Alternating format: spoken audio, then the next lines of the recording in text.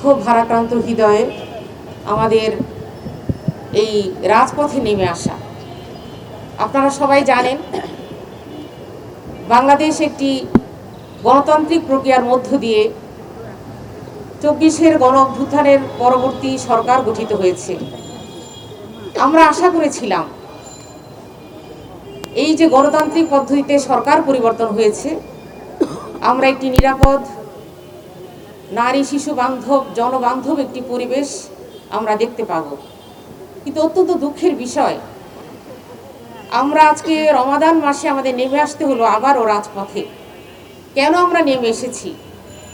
এই রমাদান মাসে তো আমাদের নারীরা এইভাবে রাস্তায় নেমে আসার কথা নয়। উপস্থিত প্রিয় সাংবাদিক বন্ধু, আপনারা জানেন দেশে গণতান্ত্রিক প্রক্রিয়ার মধ্য দিয়ে একটি সরকার গঠিত হয়েছে। যেভাবে হোক আমরা সবাই চেয়েছি দেশকে একটি সুন্দর, সার্থক এবং জনগণের প্রত্যাশার আগামীর বাংলাদেশ গঠনের প্রক্রিয়ায় আমরা সবাই সমানভাবে অংশগ্রহণ করে দেশকে এগিয়ে নিয়ে যাব। অনেক স্বপ্নের মধ্য দিয়ে ২৪-এর গণ অভ্যুত্থানের পরবর্তী এই বাংলাদেশ। কিন্তু দুঃখজনক বিষয়, গত রমাদানে কিন্তু আমরা এইভাবে রাস্তায় নেমে এসেছিলাম। এই বছরের রমাদানে আবারও আমাদের রাস্তায় নেমে আসতে হবে, এটা আমরা কখনো ভাবিনি। তো তারপরেও সেটা আমরা দেখতে পাচ্ছি।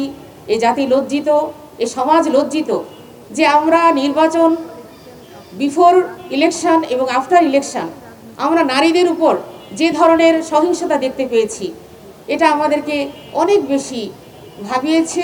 জাতি হিসেবে আমরা আসলে কতটুকু সভ্য জাতি হিসেবে নিজেকে উপস্থাপন করতে পারছি বিশ্বের দরবারে, সেটি প্রশ্ন সাপেক্ষ হয়ে দাঁড়িয়েছে। আমরা জানি যে একটি নিরাপদ, শিশু বান্ধব, নারী বান্ধব পরিবেশের জন্য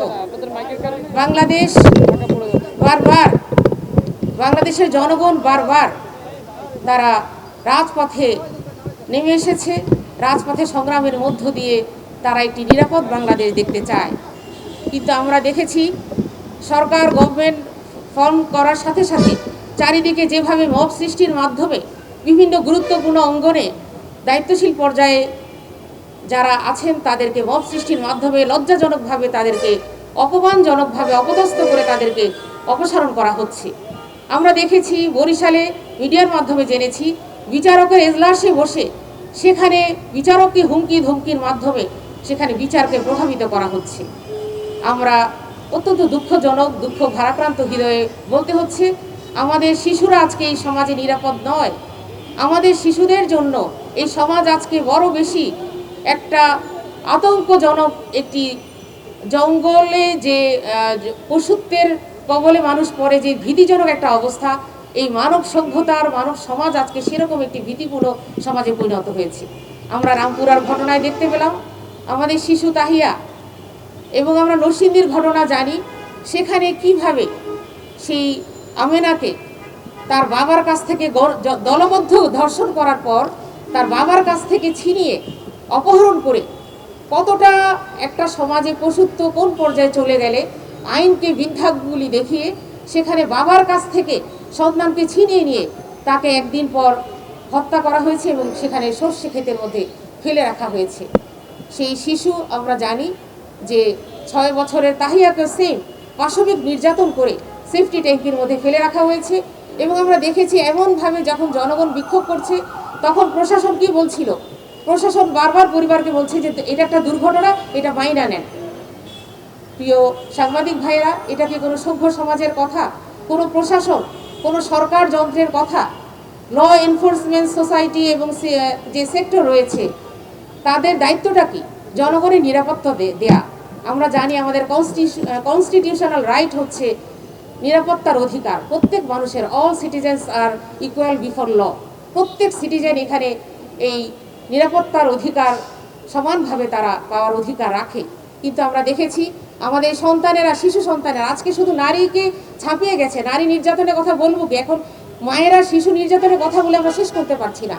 আমরা দেখেছি যে শিশু একটা ক্লাস রায়ের বাজারে যে ঘটনাটা ঘটেছে, ক্লাস 7-এর একটা মেয়ে, 8ম শ্রেণীর ছাত্রী, সে হচ্ছে শারমিন বিনতি, তাকে তার বাড়ির সামনে কুপিয়ে হত্যা করে যাওয়া হয়েছে। আমরা কোন জাহিলিয়াতে আছি? নব্য জাহিলিয়াতে আমরা অবস্থান করছি। এখানে কোনো সরকার আছে বলে মনে হয় না, এখানে কোনো প্রশাসন আছে বলে মনে হয় না। আমরা এই অবস্থার পরিবর্তন চাই।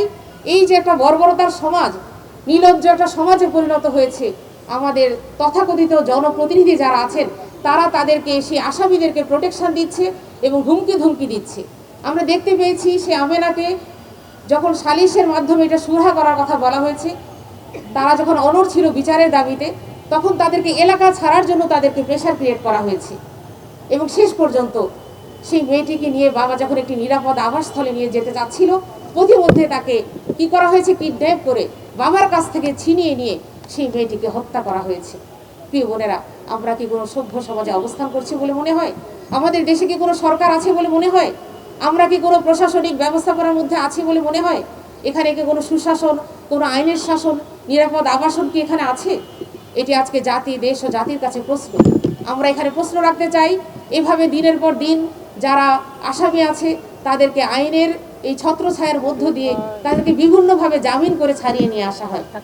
আমরা আসিয়ার হত্যাকাণ্ডের পরে আমরা প্রতিবাদ করেছিলাম, আমরা জেনেছি যে রায় হয়েছে, কিন্তু রায়ের সেই প্রয়োগ হয়েছে কিনা, ইমপ্লিমেন্টেশন হয়েছে কিনা সেটা কিন্তু জাতি এখনো জানতে পারেনি।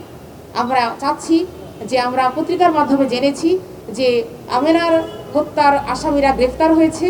আমরা চাই তারা যেন কোনো আইনের ফাঁক ফোকর অথবা কোনো রাজনৈতিক চাপের মধ্যে তারা যেন নথি স্বীকার না করে, তারা যেন আইন সত্যিকারভাবে পেতে পারে, আইনের অধিকার, আইনের যে সুশাসন পাওয়ার যে অধিকার, এই হত্যাকারীদের যেন দৃষ্টান্তমূলক শাস্তি দেওয়া হয়। আমরা আশা করব আমাদের সরকার, প্রশাসন যন্ত্র যারা আছেন তারা সত্যিকারভাবে বিচারের কাঠগড়ায় তাদেরকে নিয়ে আসবেন এবং প্রকাশ্য জনসমক্ষে তাদেরকে শাস্তি দিয়ে নিশ্চিত করবেন। অপরাধীরা এই সমাজে আসলে সবারই শত্রু, কারোর জন্যই অপরাধীরা কোনো রকম নিরাপদ পরিবেশ সৃষ্টি করতে পারে না। এই জন্য আজকে আমাদের এই দাবি, আমাদের পক্ষ থেকে, বাংলাদেশ জামাত ইসলামী মহিলা বিভাগের পক্ষ থেকে এই মানববন্ধন, আমরা প্রতিবাদ কর্মসূচির মাধ্যমে আমরা জানাতে চাই এ ধরনের আরও কোনো ঘটনা যেন আরেকটি ঘটনা না ঘটে এবং এর জন্য অবশ্যই সরকারকে দায়ভার নিতে হবে। কারণ আমরা জানি আমাদের মাননীয় প্রধানমন্ত্রী, তারও কিন্তু একটি সন্তান রয়েছে, তাই না? সুতরাং এই দেশের প্রতিটি জনগণকে, প্রতিটি শিশুকে যদি আমার সন্তানের মতো নিরাপদ পরিবেশ না দিতে পারি, তাহলে আমি মনে করি নৈতিকভাবে প্রশ্ন থেকে যায় আমি এই পদের জন্য কতটা উপযুক্ত। আমি সরকারের সাথে এই প্রশাসন যন্ত্রসহ মিডিয়াকে বলতে চাই যে সম্মানীয় সাংবাদিক ভাইয়েরা, আপনারা মিডিয়ায় যেভাবে এটা প্রচার হওয়া দরকার ছিল, আমরা ছোটোখাটো বিষয়গুলোকে যেভাবে হাইলাইটস করি, কিন্তু আমরা দেখতে পাচ্ছি এই যে তৈল মর্দন করার একটা সংস্কৃতি আবার চালু হয়ে গেছে। এই অবস্থা থেকে আমাদের বেরিয়ে আসতে হবে। আপনারা হচ্ছে সংবাদপত্র এবং সাংবাদিক, তারা হচ্ছে সমাজের তৃতীয় দর্পণ।